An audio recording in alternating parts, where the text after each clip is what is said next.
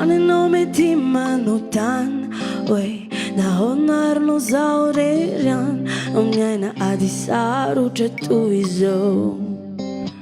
Androany no mety efa fisaka nanialinao ary efa mety nofiratsy anio enao mety efa te hiala efa miteny rery adavoko ankary fa zaho misy antony zaho rehetra izaho hatraka olody asio intsikinao isedrany natao ho lalovanao fa tsy sanatry itsokana misy antony zaho rehetra izaho hatraka olody asio intsikinao isedrany natao ho lalovanao fa tsy sanatry itsokana de tadidio fenao io mafy be. Oh yeah, yeah.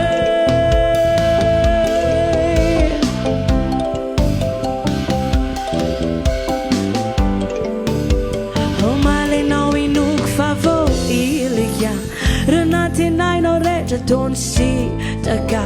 Oh malenao mety efa nantoalika ny tratratratra ny angoty fidy. Oh malenao mety efa nanao voady fa utapernao ny ainao antsoatsa ny fanahinao mety efa miantso vonjy fa mahainoy kely aloha zaho androany misy antony zaho rehetra izaho hatraka olody asio intsikinao isedrany natao ho lalovanao fa tsy sanatry itsokana misy antony zaho rehetra izaho hatraka olody asio intsikinao isedrany natao ho lalovanao fa tsy sanatry itsokana de tadidio fenao io mafy.